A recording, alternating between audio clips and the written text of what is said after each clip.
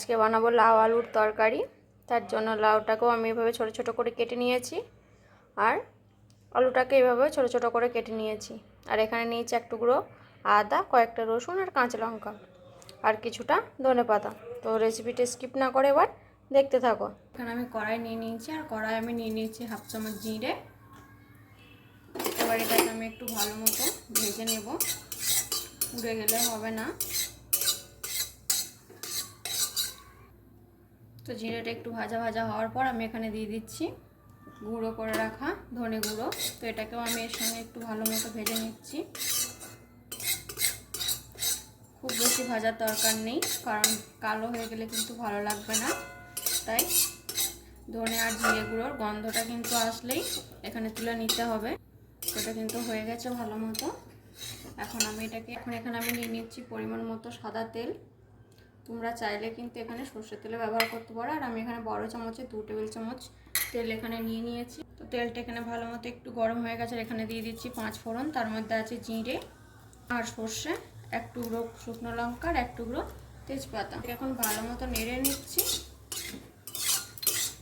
এখন এখানে ফোড়নটা ভালো মতোই ভাজা হয়ে গেছে। এখানে দিয়ে দিচ্ছি কাঁচা লঙ্কাটা। কাঁচা লঙ্কাটাও ভালো মতো ভাজা হয়ে গেছে। আর এখানে দিয়ে দিচ্ছি কেটে রাখা আলুটা আর লাউটা। এটাকে ভালো মতো তেলের সাথে মিশিয়ে নিচ্ছি।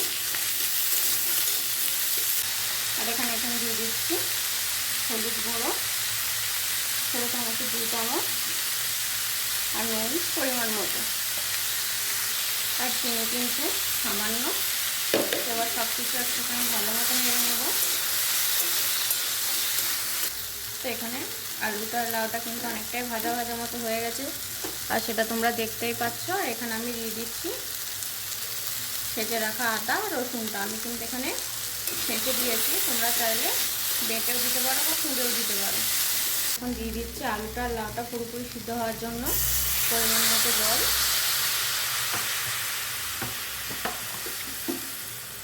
পরিমাণ মতো জল দেওয়ার পর এটাকে একটু ভালো মতো নেড়ে নিচ্ছি। মতোই ফুটে গেছে, তার জন্য এখানে ঢাকা দিয়ে দিচ্ছি। 7 থেকে 8 মিনিট এটাকে ঢাকা দিয়ে ভালো মতো সিদ্ধ করে নেব। আমি ঢাকাটা খুলে নিচ্ছি।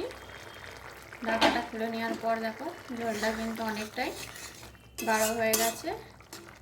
এখানে আলু লাউ কিন্তু খুব ভালো মতো এখানে সিদ্ধ হয়ে গেছে।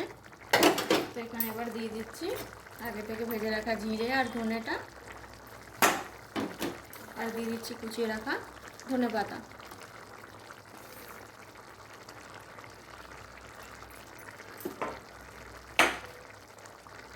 এবার সব কিছু ভালো মতো নেড়ে নিচ্ছি ধনেপাতার মশলা দেওয়ার পরে।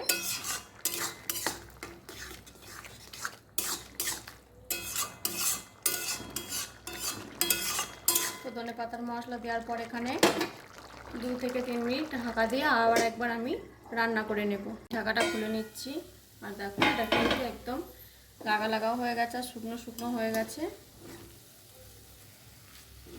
এখানে কিন্তু আমার রেডি হয়ে গেছে লাউ আলুর তরকারি। এখানে একটাকে আমি নামিয়ে নিচ্ছি। ভিডিওটি ভালো লাগলে লাইক করবেন, চ্যানেলটাকে সাবস্ক্রাইব করে দেবেন। আর রেসিপিটা আপনাদের কেমন লাগলো অবশ্যই কিন্তু কমেন্টে জানাতে ভুলবেন না। তো আমি এখন থালার মধ্যে তরকারিটা নামিয়ে নিয়েছি। দেখুন দেখতে কতটা সুন্দর লাগছে আর খেতেও কিন্তু খুবই টেস্টি হয়। এটা কিন্তু মুড়ি বা রুটির সাথে খেতে খুবই ভালো লাগে। তো আজকের মতো এখানেই শেষ। দেখা হচ্ছে আবার পরবর্তী ভিডিও নিয়ে।